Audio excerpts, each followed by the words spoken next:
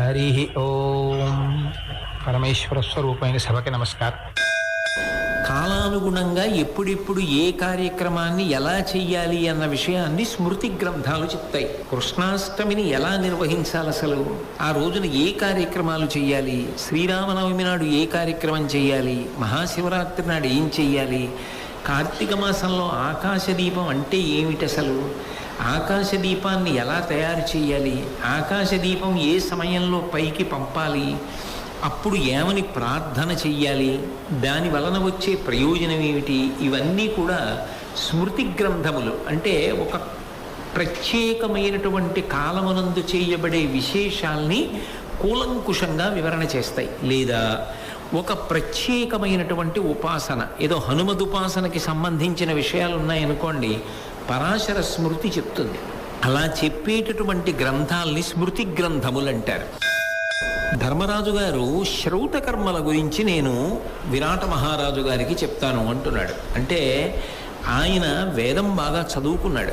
వేదం బాగా చదువుకున్నాడు కాబట్టి వైదికమైనటువంటి కర్మలు ఏ ఏ కాలమునందు ఏ ఏ కర్మలను చెయ్యవలసి ఉంటుంది పరాశర స్మృతి చెప్తుంది. అలా చెప్పేటటువంటి గ్రంథాల్ని స్మృతి గ్రంథములు అంటారు. ధర్మరాజు గారు శ్రౌత కర్మల గురించి నేను విరాట మహారాజు గారికి చెప్తాను అంటున్నాడు. అంటే ఆయన వేదం బాగా చదువుకున్నాడు. వేదం బాగా చదువుకున్నాడు కాబట్టి వైదికమైనటువంటి కర్మలు ఏ ఏ కాలమునందు ఏ ఏ కర్మలను చెయ్యవలసి ఉంటుంది. పైగా ఒక చక్రవర్తిగా ఆయన అనేకమైనటువంటి యజ్ఞయాగాదులను నిర్వహించాడు. ఏ కాలమునందు ఏ సమస్య పరిష్కారమునకు ఏ విధమైనటువంటి ఆరాధన చెయ్యాలి, దాన్ని యజ్ అంటారు. యజుర్వేదము అనడానికి కారణం ఏంటంటే మన యొక్క అవసరములు తీరడం కోసం భగవంతుణ్ణి వేదాంతర్గతమైనటువంటి ఏ మంత్రములను అనుసంధానం చేసి హవిస్సిచ్చి ఏ ప్రక్రియ ప్రకారం ఆరాధన చేసి తృప్తి పొందేటట్టుగా చేసి వాళ్ళ యొక్క అనుగ్రహ విశేషం చేత ఫలితములను రాబట్టవచ్చో ఆవిష్కరించేటటువంటి సందర్భం ఉన్నటువంటి వేదం కాబట్టి దాన్ని యజుర్వేదము అని పిలుస్తారు. యజ్ అంటే ఆరాధన. అటువంటి వాటి యందు రామచంద్రమూర్తి దిట్ట రామాయణంలో. అందుకే హనుమ యజుర్వేద వినీతశ్చ వేదవిద్భిః సుపూజితః ధనుర్వేదే చ వేదేషు వేదాంగేషు చ నిష్ఠితః అంటారు రాముడి గురించి. ధర్మరాజు గారు కూడా ఈ వైదిక కర్మల యందు చాలా నిష్ట కలిగినవాడు, ప్రజ్ఞ కలిగినవాడు. అందుకని నేను మహారాజుకి ఏ ఏ సమయముల యందు వేదాంతర్గతముగా విధింపబడినటువంటి ఏ ఏ కర్మలను ఆచరించవలసి ఉంటుంది అన్నది చెప్తూ ఉంటారు. అది మహారాజు యొక్క అభ్యున్నతికి కారణం. మహారాజు అభ్యున్నతితో పాటు రాజ్యంలో నివసిస్తున్నటువంటి ప్రజల యొక్క క్షేమమునకు యోగమునకు కూడా హేతువు. కాబట్టి అది సహజంగా మహారాజు యొక్క ప్రీతికి, మహారాజు గారి సంతోషానికి కారణమవుతాయి. అందుకని నేను శ్రౌత కర్మల గురించి మాట్లాడతాను. అలాగే స్మార్త కర్మల గురించి కూడా చెప్తాను. కాళిదాసు రఘువంశం చేస్తూ ఒక మాట అంటారు, శృతేరివార్ధం స్మృతిరన్వగచ్చత్ అంటారు. శృతి వెనక స్మృతి నడుస్తుంది. శృతిలో ఏం చెప్పబడిందో స్మృతిలో అదే ఉంటుంది. కాబట్టి స్మార్త కర్మలను గురించి కూడా చెప్తాను. నిమిత్త శాస్త్రం చెప్తాను. నిమిత్త శాస్త్రము అంటే శకున శాస్త్రము, అది ఒకటి ఉన్నదని, ఆ శాస్త్రమునకు ఒక ప్రమాణం ఉన్నదని, అది ఎరుగున్నవాడు చెప్పగలిగితే ఫలిస్తుందని ధర్మరాజు గారంతటి వాడి అంగీకరించి విరాట మహారాజుతో ప్రస్తావన చేశాడని మహాభారతంలోనే ఉంది. కాబట్టి నేను ఆ శకున శాస్త్రాన్ని ఏ సమయంలో ఎప్పుడు అవసరం వస్తే అప్పుడు నేను విరాట మహారాజు గారికి చెప్తూ ఉంటాను. అలాగే జ్యోతిర్విద్యలు వహించి, జ్యోతిర్విద్య అంటే జ్యోతిష శాస్త్రం, అది కాలము యొక్క గమనమును, కాలమునందు ఫలితములను ఇవ్వగలిగినటువంటి గ్రహముల యొక్క విశేషములను లెక్క కట్టి ఆ లెక్క ప్రకారంగా ఆయా సమయములందు ఉగ్ర ఫలితములు లేకుండా ఉండడానికి, ఆనుకూల్యమైన ఫలితములు పొందడానికి పాటించవలసినటువంటి విధి విధానములను లెక్క కట్టగలిగినటువంటి గొప్ప ప్రజ్ఞా విశేషం. అదొక అద్భుతమైన శాస్త్రం. ఆ శాస్త్రం భారతదేశంలో ఎంతో ఆదరింపబడినటువంటి శాస్త్రం. కాబట్టి ధర్మరాజు గారంతటి వాడు ఆ శాస్త్రంలో దిట్ట. ఆయన ఆ శాస్త్రాన్ని అవసరం వచ్చినప్పుడు విరాట మహారాజు గారికి నేను చెప్తుంటాను అని చెప్పాడు. కాబట్టి జ్యోతిర్విద్యలు వహించి యోగ్య సమయ సంజాత ప్రాగల్భ్యుడనై, చెప్పేటప్పుడు వచ్చు కదా అని చెప్పడం కాదు, ఆయా సమయముల యందు ఆ సందర్భముల యందు అవసరమైనప్పుడు చెప్పాలి. అందుకే భూపసభాంతరాళమన పుష్కళం అత్యతురత్వము దేశకాలానువృత్తిశ్చ నయశ్చ నయ పండిత. దేశము కాలము గుర్తిరిగి ఏ సందర్భమును అనుసరించి ఏ శాస్త్రాన్ని రాజుకి అప్పుడు చెప్పవలసి ఉంటుందో అప్పుడు చెప్తారు. అంతేగాని నాకు వచ్చు కదా అని చెప్పి అవసరం ఉన్నా లేకపోయినా దాని గురించి మాట్లాడినాం. ఆ సందర్భంలో రాజుకి అవసరమైన దాన్ని తప్పకుండా నేను చెప్పి చాతుర్యము మెరసి మానసం బలరింతున్, అదే చాతుర్యం. అమ్మ ఈయనున్నాడరా మనకు ఒక పెద్ద ఆస్తి. ఈ సమస్య వచ్చినప్పుడు శాస్త్ర సంబంధంగా ప్రమాణ సహితంగా మనకి పరిష్కారాన్ని చెప్పగలడు అని ఒక ధైర్యము, ఒక ఊరట, ఒక సంతోషము ప్రభువుకి కలుగుతుంది. నేను ఉన్నందుకు ప్రభువుకి అటువంటి ఊరట కల్పిస్తాను. కాబట్టి అలా నేను విరాట మహారాజు గారి యొక్క మనసు సంతృప్తి పడేటట్టుగా ప్రవర్తిస్తాను. అంతేకాదు, అతనితో ఒక్కొక్క మరీ కౌతూహల వృత్తికిం తగన్ తొడగి మృదుద్యూతంబున క్రీడింతున్ చేతోముదమొదవ అక్షశిక్షా ప్రౌఢిన్. ఇత పూర్వం మీరు విన్నారు, ఆయనకి అరణ్యవాస కాలంలో ఆయనని దర్శించడానికి వచ్చినటువంటి ఋషి నలుని యొక్క ఉపాఖ్యానం అంతా చెప్పిన తరువాత అక్షవిద్యా రహస్యాన్నంతటినీ కూడా బోధ చేశారు. ఆ ఉపాసన వలన ఇప్పుడు అక్షవిద్య సిద్ధించింది ఆయనకి పాచికలలో ఉన్నటువంటి తంత్రము, పాచికలలో ఉన్నటువంటి రహస్యములు అన్నీ తెలుసు. అయితే విరాట మహారాజు గారికి కూడా పాచికలాట అంటే ఇష్టం. అంటే ఇప్పటికీ పాచికలాట వదలరా ధర్మరాజు గారు అంటే, ఇప్పటికీ పాచికలాట వదలడు. ఎందుకు వదలడు అంటే లోపల అనురక్తి దాని మీద. రెండు, ఇప్పుడు దాని వలన ఆయనకి ఏ ప్రమాదము సంభవించదు అనేటటువంటి ఒక పెద్ద ధైర్యం. అన్నిటినీ మించి ఇప్పుడు ఆయన ఒక పెద్ద జాగ్రత్త తీసుకుంటున్నాడు. ఏమిటా జాగ్రత్త అంటే, సన్యాసి వేషంబున రాజన్యుని కొలిచి అయినప్పుడు తను పందాలు ఎలా ఒడ్డుతాడు? పందాలు ఒడ్డడం కుదరదు. మరప్పుడు ఎటువంటి ఆట ఆడతాడు అంటే, ఆడేటప్పుడు మృదుద్యూతంబున క్రీడింతున్. మృదుద్యూతము అంటే పందాలు ఉండవు, కాలక్షేపం కోసం, సంతోషం కోసం, ఒకరికన్నా ఒకరు ఎంత బాగా ఆడుతున్నారు అన్న మెళకువ తెలుసుకోవడం కోసం ఆడుకునే ఆట, అంతవరకే పరిమితం. అంతే తప్ప పందాలు ఒడ్డి ఆడేటటువంటి జూతం కాదు. కేవలముగా మృదుజ్యూతం, పందెములు లేకుండా సంతోషము కొరకు ఆడేటటువంటి జూదాన్ని మహారాజు గారితో ఆడుతూ ఉంటారు. అంతేకాదు, నా దగ్గర మణిమయమైనటువంటి పాచికలు ఉన్నాయి, వెండి పాచికలు ఉన్నాయి, బంగారు పాచికలు ఉన్నాయి. విరాట మహారాజు గారికి పాచికలంటే ఇష్టం. దానికి తోడు ఆయనకి ఈ జూదం ఆడడం అంటే ఇష్టం. కాబట్టి అందులో మళ్ళీ ఇన్ని రకాలైనటువంటి పాచికలు నా దగ్గర ఉన్నాయి కాబట్టి ఇవన్నీ పట్టుకెళ్ళి చూపిస్తాను. చూపిస్తే ఆయన చాలా సంతోషిస్తాడు. అబ్బా, ఇన్ని రకాల పాచికలు ఉన్నాయండి మీ దగ్గర అంటాడు. ఇప్పుడు ఏ శాస్త్రంలో సంతోషం ఉన్నవాడికి ఆ శాస్త్ర సంబంధమైన విషయాలంటే ఇష్టం. ఒక ఆయన యజ్ఞయాగాది క్రతువులు చాలా బాగా నిర్వహిస్తాడనుకోండి, ఆయనకి ఏమి ఇష్టం అవుతుంది? ఆయనకి సృక్కు స్రవము అని 2 వాడతారు యజ్ఞంలో, అవి ఇష్టం అవుతాయి. ఆయన ఏదైనా ఊరు వెళ్ళాడు అనుకోండి, ఏమంటే ఇక్కడ బాగా ఏ కలప దొరుకుతుందని అడుగుతాడు.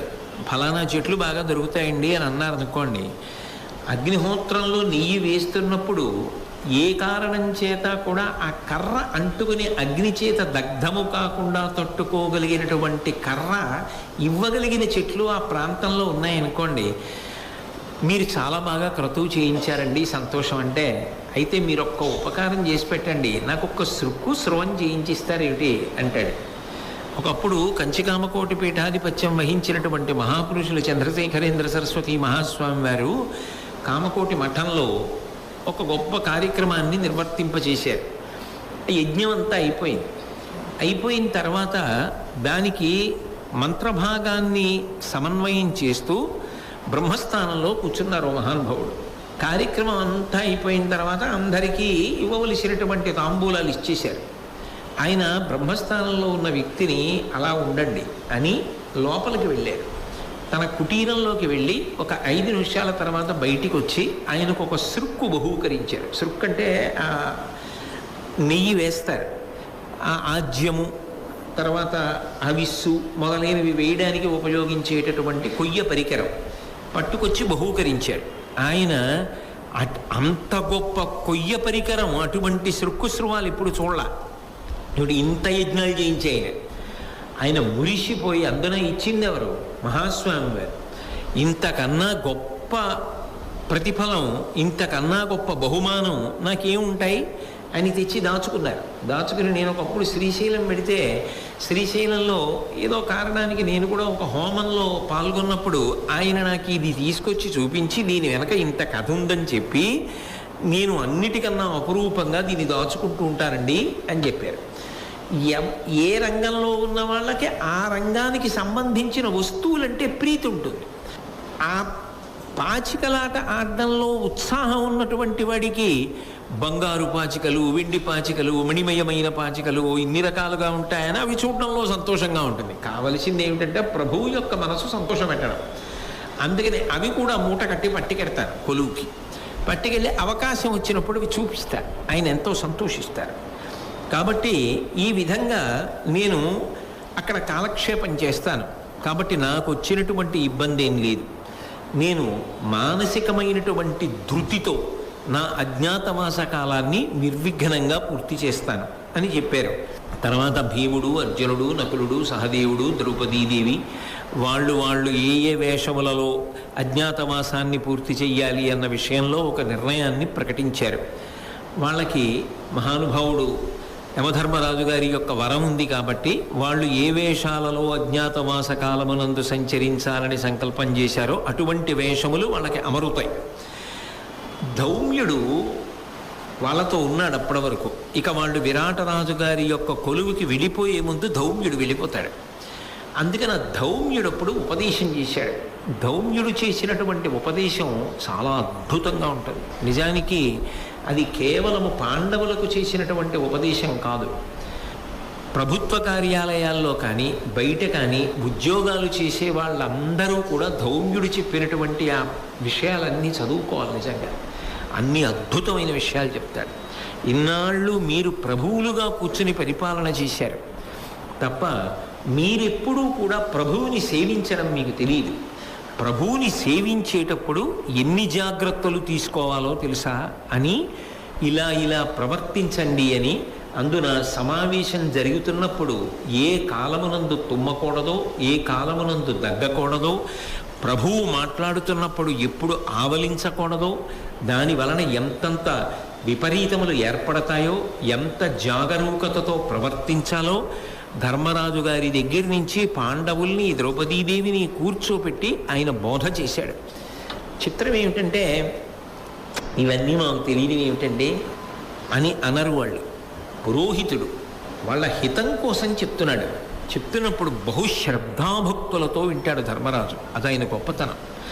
తన యొక్క అభ్యున్నతిని కోరి ఎవరైనా మంచి మాట చెప్తున్నప్పుడు మేము పెట్టుకున్న పురోహితుడివి, నువ్వు మాకు పెద్ద చెప్పొచ్చావు, మేము రాజ్య పరిపాలన చేయలేదా, మా దగ్గర పనిచేసిన వాళ్ళు ఎలా ఉంటారో మేము చూడలేదా, బాగా పనిచేసిన వాడన్నవాడు ఎలా ఉంటాడో మాకు తెలియదా, అలా ఉండడం మాకు రాదా అనడం.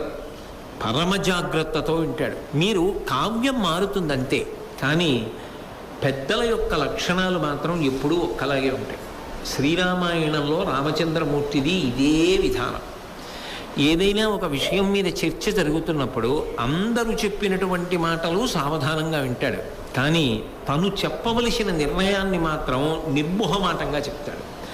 నిర్ణయం అమలు కావలసినటువంటి విషయంలో కూడా అంత జాగ్రత్తతో ఉంటాడు, రూఢమైనటువంటి బుద్ధితో ఉంటాడు. అందులో ఎక్కడ బెసకడానికి వీల్లేదు. ఇంకా అంత ఖచ్చితంగా నిలబడతాడు ఒక నిర్ణయం చేస్తే. అది పెద్దలకి ఉండవలసినటువంటి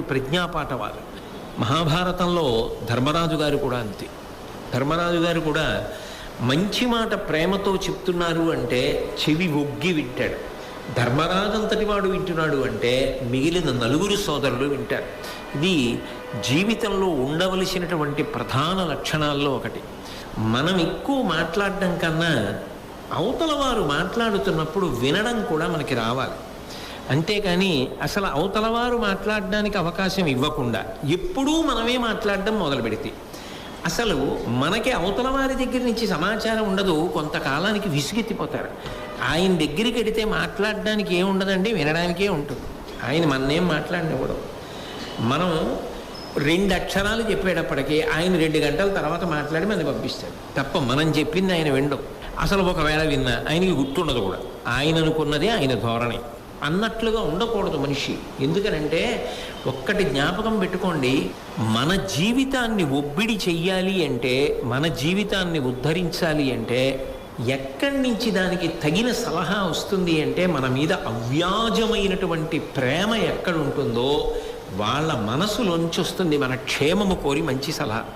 ఒక్కొక్కసారి మన ఇంట్లో పని చేసేటటువంటి ఒక భృత్యుడు మన క్షేమం కోసం మంచి మాట చెప్పచ్చు.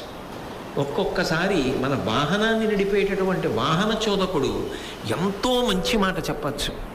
వైద్యుడు చెప్పచ్చు, స్నేహితుడు చెప్పచ్చు, కుటుంబ సభ్యులు చెప్పచ్చు, బంధువులు చెప్పచ్చు. కానీ అసలు వినడం అన్న లక్షణం ఉండాలి మనిషికి.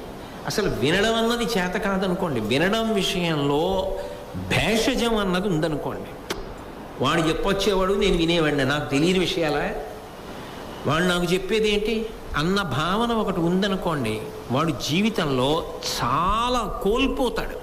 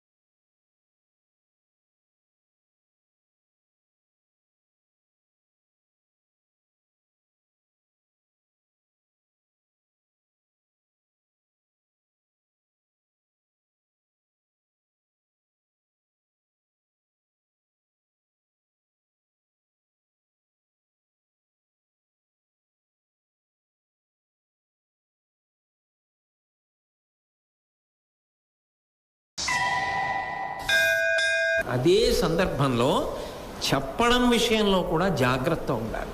చెప్పేటప్పుడు పెద్దలతో చెప్పేటప్పుడు సమయము సందర్భము ఆలోచించి వారికి చెప్పవలసిన విషయాన్ని వారికి చెప్పాలి. అంతేగాని వారికి చెప్పకుండా నువ్వు ప్రవర్తించకూడదు. అది దోషభూయిష్టం. ధౌమ్యుడు ఇప్పటి వరకు అనుగమించి వచ్చాడు. ఎప్పుడు మాట్లాడాలో అప్పుడు మాట్లాడుతున్నాడు. ఎవరికి చెప్పాలో వాళ్ళకి చెప్తున్నాడు. అంతేగాని పాండవులను వదిలేసి ఎవరినో పిలిచి వాళ్ళకి చెప్పి మీరు వెళ్ళి చెప్పిరండి అండవు. ధర్మరాజు గారికే చెప్తాడు అంతే కూర్చోబెట్టి. నువ్వు ఎప్పుడు ఎవరితో మాట్లాడాలితో వారితో మాట్లాడాలి. వారు మాట్లాడుతున్నప్పుడు నువ్వు వినాలి. ఈ రెండు లక్షణములు కలవాలి. కలిస్తేనే అది అభ్యున్నతి పదం. అలా మాట్లాడడం ఒకరికి చేతనై వినడం రెండో వాడికి చేత కాకపోతే దానివల్ల ప్రమాదములు సంభవిస్తాయి. మైత్రేయ మహర్షి వచ్చి మాట్లాడారు దుర్యోధనుడితోటి, వినలేదు. సరికదా ఆయనని అపహాస్యం చేస్తున్నట్టుగా ప్రవర్తించాడు. ఏమయ్యాడు? చిట్ట చివరికి శాపానికి గురయ్యాడు. తన మృత్యువు తాను కొని తెచ్చుకున్నాడు. అందుకే వినడం అనేటటువంటిది జీవితంలో ఒక గొప్ప నైపుణ్యం, జీవితంలో ఒక గొప్ప నేర్పు. నేను వినను అన్న మాట మంచిది కాదు. ఎవరు మాట్లాడుతుండనివ్వండి, వినాలి. వారికి ఎంత అవగాహన అయింది, వారు ఏం తెలుసుకున్నారు అన్నది తెలుసుకోవాలి. అక్కరలేని విషయం అని అనుకున్నప్పుడు, ఇది మంచి పద్ధతి కాదు అనుకున్నప్పుడు, నిర్మోహమాటంగా ఇది త్రుంచవలసింది అనుకున్నప్పుడు మొహమాటం లేకుండా తుంచడము రావాలి. లేకపోయినా సరే అక్కర్లేని కొమ్మలు పెరుగుతాయి. ఇది అక్కర్లేని కొమ్మ అన్నప్పుడు కత్తిరించడం విషయంలో మొహమాటం అక్కర్లేదు. అది ప్రాజ్ఞుడికి ఉండవలసినటువంటి లక్షణం. జీవితంలో వృద్ధిలోకి రావాలి అనుకున్న వాడికి ఉండి తీరవలసిన లక్షణం మొదట వినడం. కాబట్టి సరిగ్గా విషయాన్ని తెలుసుకోవాలి, సరిగ్గా విషయం కనుక్కోవాలి, వినాలి, జీవితంలో నిర్ణయాలు చేయాలి, ఆదరించాలి. అది ధర్మరాజు గారిని చూసి మనం నేర్చుకోవలసి ఉంటుంది. ధౌమ్యుడు ఎంతవరకు చెప్పాడంటే, ఎప్పుడు సభలో ఆవలించాలో, ఎప్పుడు తుమ్మాలో, ఎప్పుడు దగ్గాలో, ఎలా దగ్గాలో కూడా చెప్పాడు. నేను మహాభారతంలో ధౌమ్యుడు అన్న విషయం వచ్చినప్పుడు దాన్ని ప్రత్యేకంగా పరిశీలనం చేస్తాను. అయితే ధర్మరాజు గారు ఖండించలేదు, ఆశాంతం విన్నాడు. ఎందుకంటే పరమ ప్రేమతో చెప్తున్నప్పుడు దాన్ని ముడిసి పట్టుకోవాలి. అలా పట్టుకున్నాడు మహానుభావుడు. పట్టుకుని ఇక వాళ్ళు విరాటరాజు గారి యొక్క కొలువులో ప్రవేశించడానికి సిద్ధపడుతున్నారు. ఆయన అగ్నిని రగల్చి మంత్రములను చదివి ప్రదక్షిణం చేసి ఆశీర్వచనం చేసి ధౌమ్యుడు నిష్క్రమించాడు. అరణ్యంలోనే ఉంటాను, మీరు అజ్ఞాతవాసం పూర్తి చేసుకుని వచ్చే వరకు అని ఆయన అరణ్యంలోకి వెళ్ళిపోయాడు. ఇక పాండవులు బయలుదేరిపోవాలి. ఇక పాండవులు బయలుదేరి వెళ్లే ముందు చెయ్యవలసినటువంటి ఒక ప్రధానమైన కర్తవ్యం ఏమి అంటే, వాళ్ళ దగ్గర ఆయుధాలు ఉన్నాయి. అవి ఏదో మామూలు కత్తి, ఏదో ఓ గద ఇటువంటివి కావు. అవి దివ్యమైనటువంటివి, అవి దేవతల చేత ఇవ్వబడినవి. వాటికి అధిష్టాన దైవములు ఉన్నాయి. అవి తమంత తాముగా ప్రకాశిస్తాయి, తమంత తాముగా అనుగ్రహములు కూడా చూపిస్తాయి. ఎందుచేత అంటే వాటికి అధిదేవతలు ఉన్నారు. ఆ అధిదేవత ఉన్నది కాబట్టి వాటిని పరమ పూజనీయంగా చూడాలి, పరమ గౌరవంగా వాటిని ప్రార్థన చెయ్యాలి. ఎందుచేత అంటే అవి దొరికితే వీళ్ళు దొరికిపోతారు. వీళ్ళని దాచడం ఎంత కష్టమో వాటిని దాచడం అంతే కష్టం. భీమసేనుడి గద అంత తేలిక కాదు దాచడం. అది శుద్ధమైన మేలిమి బంగారంతో తయారు చేయబడి అద్భుతమైనటువంటి మణులు పొదగబడి ఉంటుంది. అలాగే వాళ్ళు పట్టుకునేటటువంటి ధనస్సులు కూడా అలా ఉంటాయి. అన్నిటిని మించి గాంధీవం. ఆ గాంధీవం అంత అద్భుతమైనటువంటి ధనస్సు. ఇవి ఎక్కడో అక్కడ పెట్టి వెళ్ళిపోయేవి కావు. వాటిని పరమ గౌరవంగా పెట్టాలి, వాటి అనుమతి తీసుకోవాలి. వాటి అనుమతి తీసుకొని వాటి అధిదేవతల్ని ప్రార్థన చేసి, మళ్ళీ మీ అవసరం వచ్చినప్పుడు మేము వచ్చే వరకు మీరు భద్రంగా ఉండండి, క్షేమంగా ఉండండి. ఎలా అంటే మీరు ఎవరికీ కనపడకుండా ఉండడమే మమ్మల్ని క్షేమంగా ఉంచడం. అలా మీరు మమ్మల్ని ఉండండి అని ప్రార్థన చెయ్యాలి. అది ఎవరు చెయ్యాలి అంటే అందరి క్షేమమును చూడవలసిన వాడు ధర్మరాజు, పెద్దవాడు. అందుకని ఇప్పుడు అది గాంధీవం అర్జునుడిదైనా మూట కట్టడం కానీ ఎత్తడం కానీ పెట్టడం కానీ ప్రార్థన చేయడం కానీ ధర్మరాజు గారు చెయ్యాలి. ఒక ఇంటి పెద్ద అంటే ఇంటి పెద్ద చెయ్యవలసినటువంటి కార్యక్రమాలు కొన్ని ఉంటాయి. ఆయన ఆ పనులు చేసినప్పుడే ఇంట్లో మిగిలిన వారికి అందరికీ కూడా అభ్యున్నతి కలుగుతుంది. అలా అభ్యున్నతిని కల్పించడానికి ఇంటి పెద్ద ఏవి చెయ్యవలసి ఉంటుందో వాటి విషయంలో వైక్లభ్యం లేకుండా చెయ్యాలి, హెచ్చరికతో చెయ్యాలి, జాగరూకతతో చెయ్యాలి, బుద్ధిబలంతో చెయ్యాలి. ఇది అందరూ అన్నిసార్లు చేసే క్రతువేం కాదు. ఏదో ఎప్పుడైనా యుద్ధం లేకపోతే ఆయుధశాలలోకి పట్టుకెళ్ళి పెడతారు. వాటికి ఒక శాల ఉంటుంది. అగ్నిశాల ఎంత పవిత్రంగా ఉంటుందో అలా అగ్నిశాల, వాహనశాల, ఆయుధశాల ఇవన్నీ ఉంటాయి వేరువేరుగా. ఇప్పటికీ మీరు హంపి విజయనగరం లాంటి చోట్లకి వెడితే కనపడతాయి అవన్నీ. ఆ ఆయుధశాలలో పరమ పవిత్రంగా వాటిని ఉంచుతారు. ఉంచి వాటికి రోజు చందన పుష్పాదులతో అలంకారము జరిగి పూజ జరుగుతుంది. ప్రతిరోజు పూజిస్తారు. మీరు విజయనగర పతనానికి సంబంధించినటువంటి చరిత్ర చదివితే కృష్ణదేవరాయల వారు తర్వాత వారు పట్టుకున్నటువంటి ఖడ్గానికి పూజలు ఎలా జరిగేవి, దాన్ని ఎక్కడుంచేవారు, ఆ వైభవం ఎలా ఉండేది, మహారాజులు పూర్వం పట్టుకున్నటువంటి ఆ కరవాలం, ఆ కత్తి ఎంత పవిత్రంగా ఉంచేవారు, వెళ్ళే ముందు ఎన్ని పూజలు చేసి దాన్ని చేతిలో పెట్టేవారు అర్థమవుతుంది. అది అంత పవిత్రమైనది. ఇప్పుడు దాన్ని అలాగని తీసుకెళ్ళి అత్యంత పవిత్రమని గుడి గోపురం మీద పెడతారా, గుళ్ళో పెడతారా? ఇవి మా ఆయుధాలండి ఇక్కడ ఉంచండి అని చెప్తే తెలిసిపోదు. కాబట్టి ఇప్పుడు పరిస్థితి ఏమిటంటే పాండవులు ఎంత దైన్యముతో, ఎంత పైకి తెలియని స్థితిలో దాక్కోవాలో వాటిని కూడా అలా దాచాలి. ముందు వాళ్ళ ప్రయత్నం ఉండాలి, పురుషకారము ప్రతి చోట ఉండాలి, తన ప్రయత్నం ఉండాలి. తన ప్రయత్నం ఉండి ఈశ్వరుణ్ణి ప్రార్థన చేయాలి. ఈశ్వర, నా ప్రయత్నము చేత ఇలా చేస్తున్నాను, నీ అనుగ్రహము చేత మమ్మల్ని కాపాడు అనాలి. అందుకని ఆయన ఏం చేశాడంటే, మీరు మీ ఆయుధాలన్నిటినీ కూడా ఇక్కడ పెట్టండి, మిగిలిన వాళ్ళంటే కొంచెం అక్కడ పెట్టగలరేమో. అర్జునుడికి గాంధీవం అంటే ప్రాణం. గాంధీవాన్ని ఆయన వదిలిపెట్టలేడు. 1 సంవత్సర కాలం పాటు గాంధీవం పట్టుకోకుండా, ముట్టుకోకుండా, చూడకుండా అక్కడ పెట్టేసి వెళ్ళిపోవడం అంటే ఆయనకి చాలా బాధ. ధర్మరాజు గారు గమనించాడు ఆ విషయాన్ని. అవి కట్టేటప్పుడు కూడా ఆయన ఒక దూరదృష్టితో కట్టాడు. ఎందుకని అంటే అది ఏదో మోపు కట్టి అక్కడ ఎట్టారనుకోండి, దాని మీద ఏ సూర్యకిరణాలో చంద్రకిరణాలో పడ్డాయనుకోండి, ధగ ధగ ధగ ధగ మెరిసిపోతాయి. అంత దూరంలో ఉన్నవాడికి కూడా తెలుస్తాయి అది ఏమిట్రా అంత బంగారం ఉందో అలా మెరుస్తున్నాయి. కనపడకుండా ఉండడం కాదు, చూసిన వాడు భయపడాలి. అమ్మ బాబోయ్, దాని జోలు మనకెందుకురా బాబా, అలా ఉంది, వెళ్ళిపోదాం అనాలి. 2, అసలు ఆ ప్రదేశము భయంకరము కావాలి. అక్కడికి ఎక్కువ మంది వెళ్ళే ప్రదేశం కాకూడదు. అది పర్వాలేదులే, ఇందులో మూట కట్టాం కదా అని ఊరు మధ్యలో ఏదో చెట్టు మీద పెట్టారనుకోండి, జనసమర్థం ఎక్కువ ఉంటుంది. ఒకడు కాకపోతే ఓడికి అనుమానం వస్తుంది, నిన్న లేదురే ఇవాళ ఎప్పుడు పెట్టాడరా ఈ మూట అంటాడు, ఓడు కర్రతో పొడుస్తాడు దాన్ని. అసలు అక్కడికి రావడానికి ఎవరూ ఇష్టపడకూడదు. అటువంటి ప్రదేశం అయి ఉండాలి. ఒకవేళ అటువంటి ప్రదేశానికి ఏ కారణానికైనా వచ్చినా అసలు అటువంటి ప్రదేశానికి వెళ్ళడానికి భయపడాలి. అందుకే ఆయన దేన్ని ఎంచుకున్నాడంటే ఒక పెద్ద జమ్మి చెట్టుని ఎంచుకున్నాడు. ఆ జమ్మి చెట్టుని తిక్కన గారు అద్భుతంగా వర్ణించాడు. అది కొమ్మలకి మధ్యలోకి సూర్యకిరణాలు వెళ్ళవుట, అందుకని కటిక చీకటి ఆవరించి ఉంటుంది. దాని నిండా కాకులు, గుడ్లగూబలు ఆశ్రయించి ఉంటాయి. గుడ్లగూబ రాత్రి తిరుగుతుంది, కాకి పగలు తిరుగుతుంది. దీనికి ఉన్న లక్షణం ఏమిటంటే అన్ని కాకులు ఉన్న చోటికి మీరు వెళ్ళారనుకోండి అవి తంతాయి. అలా ఎప్పుడు పడితే అప్పుడు కాకి తినడానికి వీళ్ళే. కాబట్టి కాకులు తంతాయి కాబట్టి దాని దగ్గరికి వెళ్ళరు ఎవరు.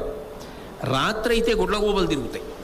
అవన్నీ ఆవరించి ఉన్నాయి ఆ జమ్మి చెట్టుకి. అది పెద్ద జమ్మి చెట్టు. అది ఊరు మధ్యలో ఉందనుకోండి, చూడడానికి వెళ్తారు అందరూ, ప్రదక్షిణాలకి పూజలకి అక్కడ దీపం పెట్టడానికి వెళ్తారు. అది శ్మశానంలో ఉంది కాబట్టి ఎవడెడతాడు ఇప్పుడు ఆ చెట్టు దగ్గరికి? శ్మశానంలో ఉన్న జమ్మి చెట్టు చూసొద్దామని వెళ్ళేవాడు ఎవడు? అగ్నిగర్భ. ఈ వృక్షం సాక్షాత్ పరదేవతా స్వరూపం, దానికి పూజ ఉంది, దానికి ప్రదక్షిణం చేస్తారు. పైగా అన్నిటినీ మించని కలియుగంలో వెంకటేశ్వర స్వామి వారికి కులదైవం. పురాణంలో వెంకటేశ్వర స్వామి వారి కళ్యాణానికి ముందు వశిష్ఠుల వారు అడిగారు, పెళ్లి కొడుకుని చేసినప్పుడు కులదేవతారాధన చెయ్యాలి, పెళ్లి కొడుకు ఆ రోజున కులదేవతని ఆరాధన చెయ్యాలి అని. ఇవాళ నిన్ను పెళ్లి కొడుకుని చేస్తున్నాం కదా, కులదేవత ఆరాధన చెయ్యాలి కదా, నీ కులదేవత ఎవరు అని అడిగాడు. లోకంలో వెంకటేశ్వరుడు అంటే పరబ్రహ్మం, మరి నీకు కులదేవత ఎవరు అంటే వెంకటేశ్వర స్వామి వారు నవ్వి అన్నారు, జమ్మి చెట్టు. ఎక్కడుంది అన్నారు. అంటే అదిగో ఆ గోగర్భం దగ్గర ఉంది, దాన్ని ఇక్కడికి తీసుకురండి పూజ చేస్తారంటే ఆదివరాహస్వామి దేవాలయంలో పెట్టారు. ఆయన పెళ్లికి చేసుకుని తిరిగి వచ్చే వరకు, పద్మావతి పరిణయం వరకు. అందుకే జమ్మి చెట్టుకి ఈ యుగంలో మరింత శక్తి, ఎందుకంటే అది వెంకటేశ్వర స్వామి వారి యొక్క కులదయం. దాని గురించి పురాణంలో ఉంది. అందుకే జమ్మి చెట్టు ఎక్కడన్నా కనపడితే వెంటనే ఓ నమస్కారం చేస్తారు, ఓ ప్రదక్షిణం చేస్తారు. ఎందుకని అంటే జమ్మి చెట్టు కింద కూర్చుని చదువుకోవడం, మంచి విషయాలు అవి కూడా అంత పవిత్రంగా చెప్పబడతాయి. ఒక్కొక్క వృక్షానికి ఒక్కొక్క శక్తి. తులసి ఆచారస్థం అనేవారు. ఆ తర్వాత తులసి ఆకులు వేసిన నీళ్లు ఎంత ప్రయోజనకరమో, కొన్ని ప్రాంతాల్లో నీళ్లని శుద్ధి చెయ్యగలిగినది తులసి అని తెలుసుకుని ఆశ్చర్యపోయారు. ఈ దేశంలో అందుకు తులసిని ఆరాధించారు వాళ్ళు. ఒకప్పుడు తాతగారు చెప్తే మనడు విన్నట్టు పెద్దలు చెప్తే వినేవారు. ఆ తర్వాత అలా చెప్తే ఎందుకు వినాలన్నప్పుడు తర్వాత తెలుస్తోంది ఎందుకు వినాలో. ఒక్కొక్కటి బయటకు వస్తోంది శాస్త్రవేత్తల వలన. అది మతానికి శాస్త్రానికి ఉన్న దగ్గరి సంబంధం. అది కూడా మంచిదే, దానివల్ల బాగా పూనిక ఏర్పడుతుంది కదా, అందులో దోషం ఏముంది. కాబట్టి ఆ శమీ వృక్షాన్ని ఎంచుకున్నాడు ధర్మరాజు గారు. అది ఆయన దూరదృష్టికి నిదర్శనం. అర్జునుడితో సంప్రదించి శమీ వృక్షం మీద పెడదాం, ఎందుకంటే అది అగ్నిగర్భ. అగ్ని కన్నా ఇంకా తేజస్సు కలిగినది, అగ్ని కన్నా పవిత్రమైనది లోకంలో ఇంకోటి ఉండదు. ఎందుకనంటే ఎంత అపవిత్రమైన వస్తువు యొక్క స్పర్శ పొందినప్పటికీ కూడా తన పవిత్రతని కోల్పోనిది ఏదైనా ఉంటే అగ్ని. అందుకే భట్టారక శబ్దంతో పిలుస్తారు. భట్టారక అన్న శబ్దాన్ని కలిపారనుకోండి, పరమ పూజనీయుడు అని గుర్తు. లలితా పరా భట్టారిక, అగ్నిభట్టారక, శృంగార భట్టారక, క్రోధ భట్టారక. క్రోధ భట్టారకుడు అంటే దుర్వాసో మహర్షి, శృంగార భట్టారక కాళిదాస మహాకవి, అగ్నిభట్టారక అగ్నిహోత్రుడు, లలితా పరా భట్టారిక లలితామ్మ. ఇలా భట్టారక అన్న శబ్దం వేశారు అంటే పరమ పూజనీయుడు. శవాన్ని కాలుస్తున్న అగ్ని అపవిత్రమైపోయిందని చెప్పడం కుదరదు. అగ్ని స్పర్శ చేత శవం పునీతమవుతోంది. పంచభూతముల నుంచి ఈ పిండాండము నుంచి విడుదల పొంది బ్రహ్మాండమునందు కలిసిపోతోంది. కాబట్టి అగ్ని అంత శక్తివంతము. శమీ వృక్షానికి అగ్నిగర్భ అని ఒక పేరు. అందుకే శమీ అంత పవిత్రం. అటువంటి శమీ వృక్షం మీద ఉంచుతున్నాడు, పరమ పవిత్ర స్థానమునందు ఉంచుతున్నాడు. కంచి కామకోటి పీఠాధిపత్యం వహించిన మహాపురుషులు చంద్రశేఖరేంద్ర సరస్వతి స్వామి వారు అప్పుడప్పుడు ఆయనకి జపం చేసుకోవాలనిపిస్తే జనసమర్థమైన ప్రదేశాల్లో ఏం చేసేవారంటే ఓ చెట్టుకి కూర్చుని చేసుకుంటూ ఉండేవాడు. ఇంకంతకన్నా పవిత్ర ప్రదేశం కాకినాడలోనే ఒకప్పుడు ఆయన ఒకసారి చెట్టు మీద కూర్చుని జపం చేశారు. అలా జపం చేస్తూ ఉంటారు, అంత పవిత్రం. అందున అది జమ్మి చెట్టు. అందుకే జమ్మి చెట్టు మీద మూట కట్టి పెట్టడానికి నిర్ణయించారు. జమ్మి చెట్టు వరకు పవిత్రం బాగానే ఉంది, కానీ మరి ఎవడైనా ఏ శవదహనం చేయడానికో ఖననం చేయడానికో వచ్చిన వాడు ఉంటాడు. వాడితో ఆ శవానికి బతికున్నప్పుడు బంధువులు ఉంటారు కదా, వాళ్ళు వస్తారు. వాళ్ళు ఏమిటో మెరుస్తోందంటాడు. అక్కడి నుంచి ఎవడో సాహసం చేసి పైకి ఎక్కుతాడు. అందుకని అవి అలా కనపడకుండా ఉండాలి. అందుకని ఏం చేశారంటే అక్కడ ఓ మృగాన్ని పట్టి దాన్ని చంపి దాని తోలు ఊడదీసి దాన్ని చుట్టేశారు. ఇప్పుడు అది ఎటువైపు నుంచి చూసినా ఎలా కనపడుతుందంటే చర్మము చేత చుట్టబడింది కాబట్టి కొంచెం ఏహ్యంగా ఏదో శవాకృతిని పొందినట్టుగా ఉంటుంది. ఇప్పుడు ఆయన ఏం చేశాడంటే దాన్ని పట్టుకెళ్ళి ఆ మూట చెట్టు మీద పెట్టి కట్టాడు. ఆ జమ్మి చెట్టు యొక్క కొమ్మకి కట్టి బ్రహ్మ విష్ణు మహేశ దిక్పాల చంద్ర సూర్య వనదేవత పితృస్థుతులొనర్చి దివియు భువియు చూచి ప్రార్థించి ఒక్క విపుల శాఖ ఆయుధముల వ్రేలగట్టే. అది ధర్మరాజు గారంటే. పట్టుకెళ్ళి ఏదో చటుక్కున మూట కట్టి ఆయన వచ్చేయలేదు. ఆయన బ్రహ్మ విష్ణు మహేశ సృష్టికర్త స్థితికర్త ప్రళయకర్త ముగ్గురిని ప్రార్థన చేశాడు. మేము బయటపడకుండా ఉండడం ఎంత అవసరమో ఇవి బయటపడకుండా ఉండడం అంత అవసరం. కాబట్టి మీరు ముగ్గురు కూడా ప్రధానులు.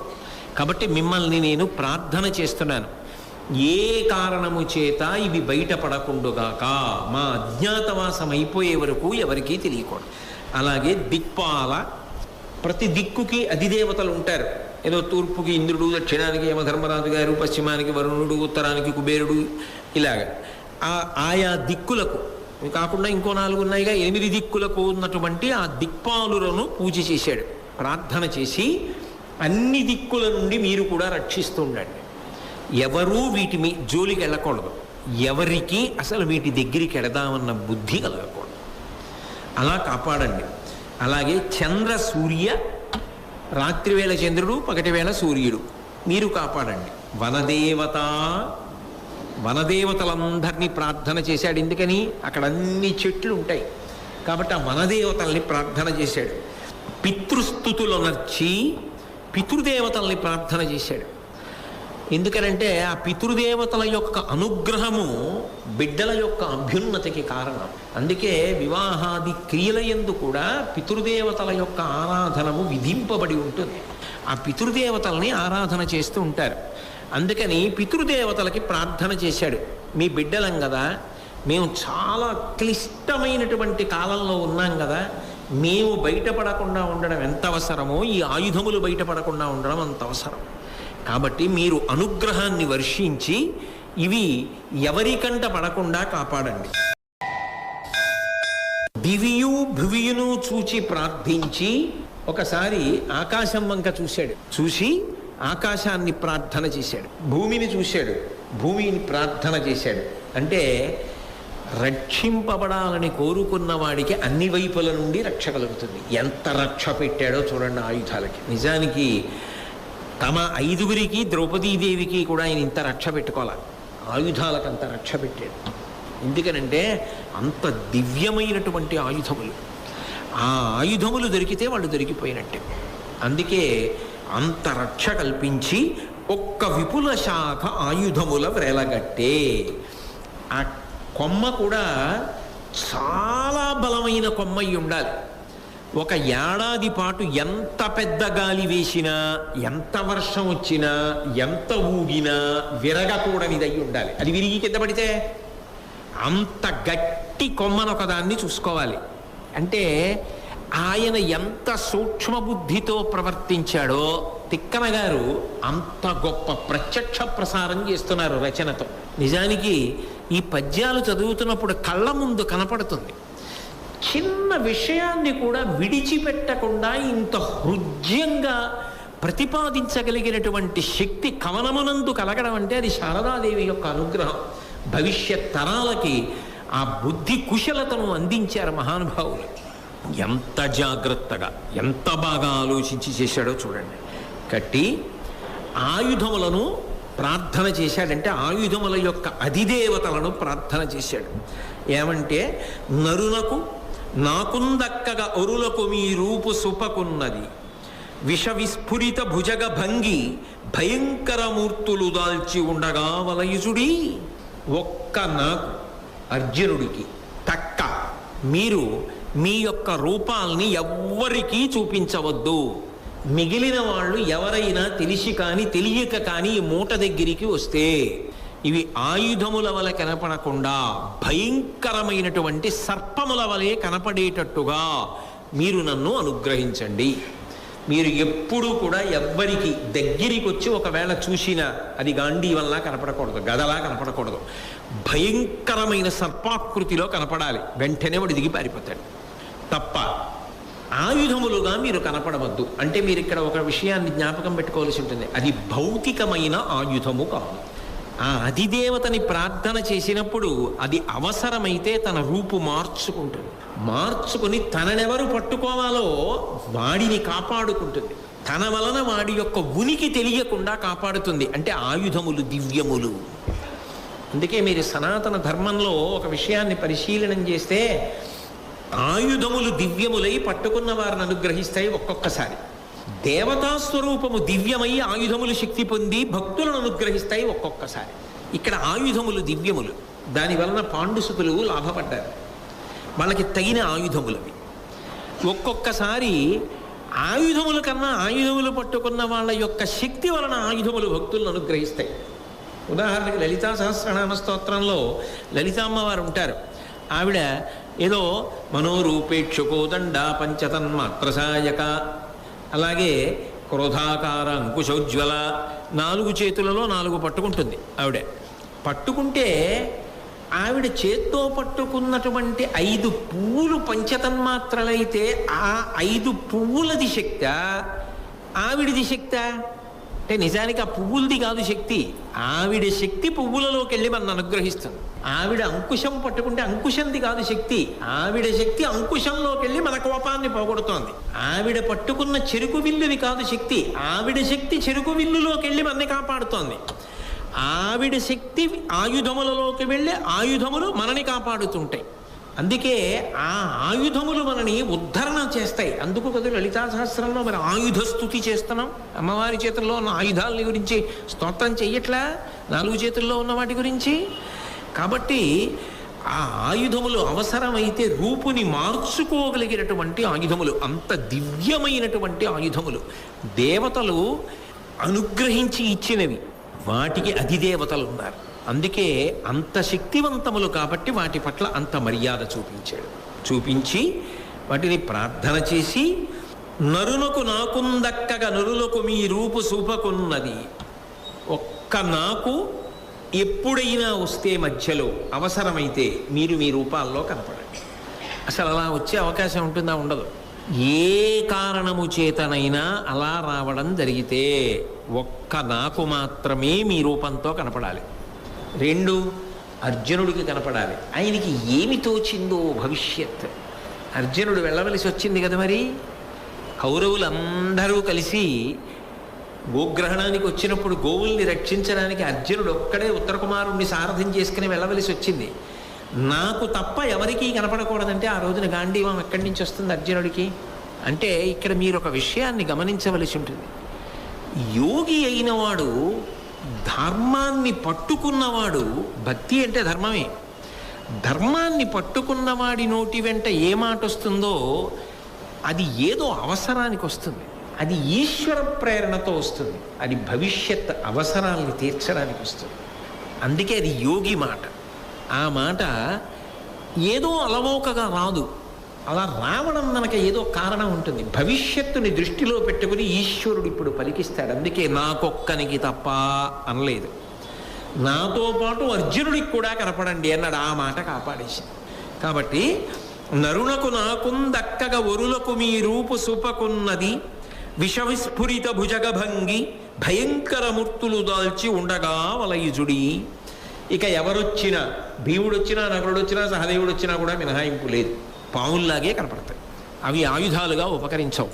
అంటే ధర్మరాజు గారి మాటకి ఆయుధములు కూడా అలా ఆగవలసిందే 5గురివి. అంటే అది ఆయన శాసకత్వం కాదు, ఆయన ధర్మం అంత గొప్ప.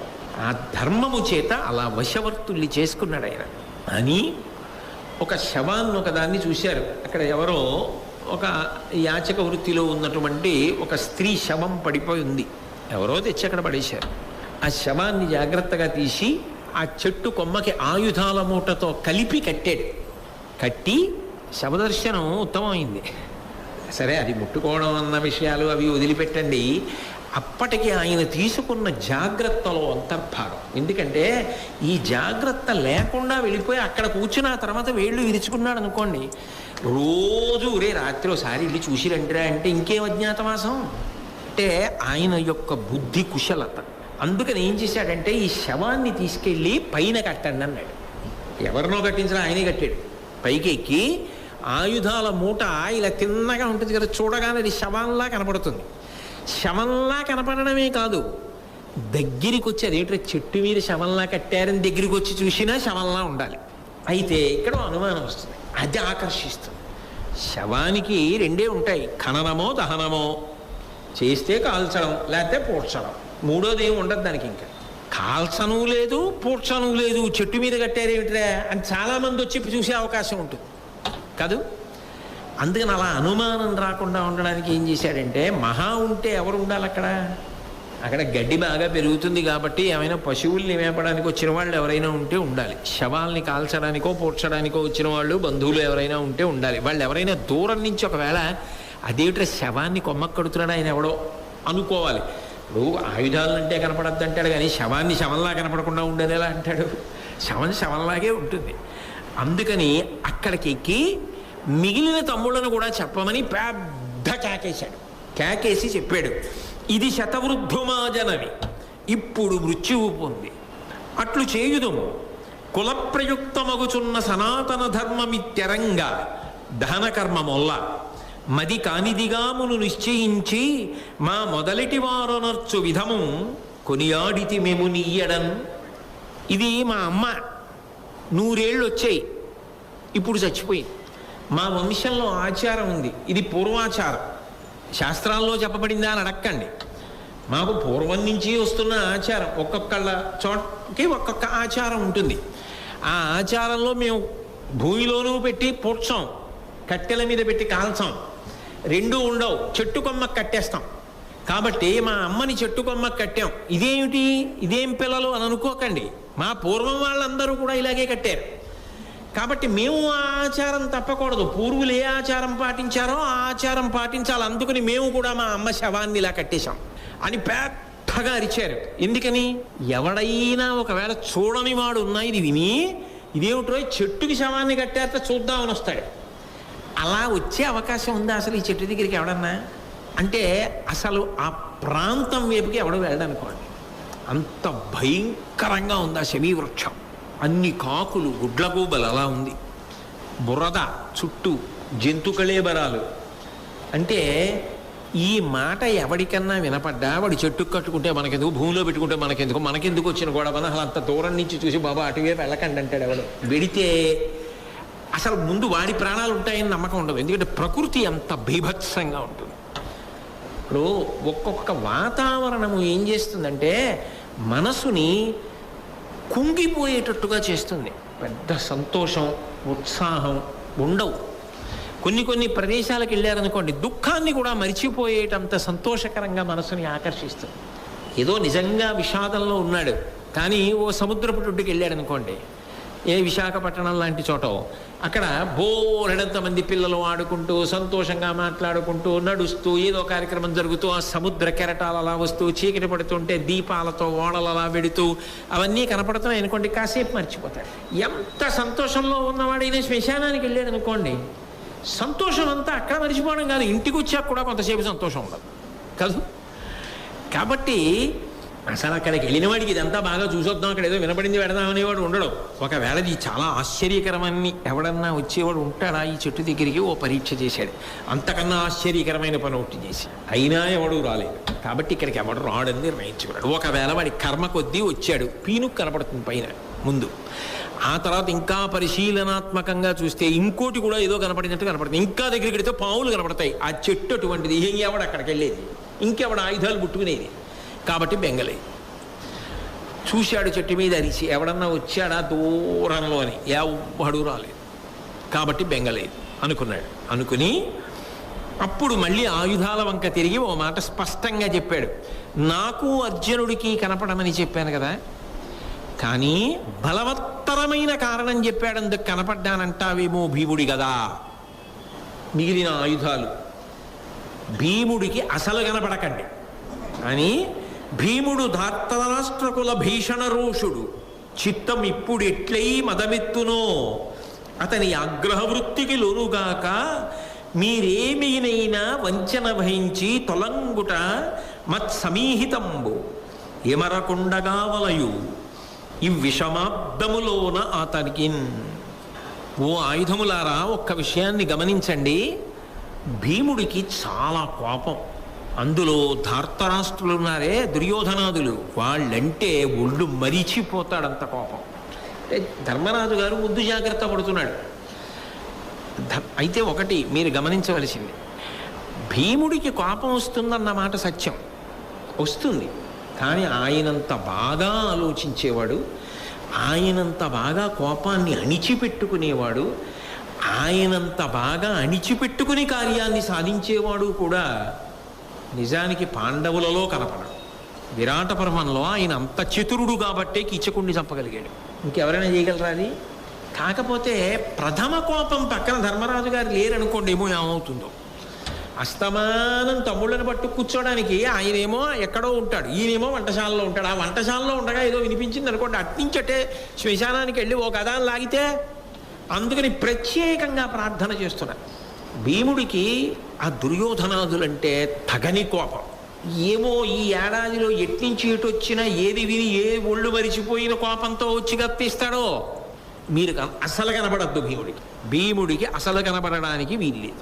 ఈ ఏడాది మాకు చాలా సంక్లిష్టమైన కాలము సుమా, మీరు నాకు ఈ ఉపకారం చేసి పెట్టవలసిందే అని చెప్పి కిందకి దిగి భీముడి వీపు చరిచి ఓ నవ్వు నవ్వాడు. తమ్ముడా, నీ మీద ప్రేమతో చెప్పింది అనుసుమా. ఎందుకనంటే కోపం ఏం చేస్తుందంటే అప్పుడున్న పరిస్థితిని మర్చిపోయేట్టు చేస్తుంది. దానికి ఉన్న లక్షణం. నీ మీద ప్రేమతో ఎందుకు ఇలా పెట్టానో తెలుసా? నువ్వు తొందరపడి ఆయుధం తీసావనుకో, అజ్ఞాతవాసం భంగమైందనుకో, మళ్ళీ 12 ఏళ్ళు అరణ్యవాసం చేస్తామే.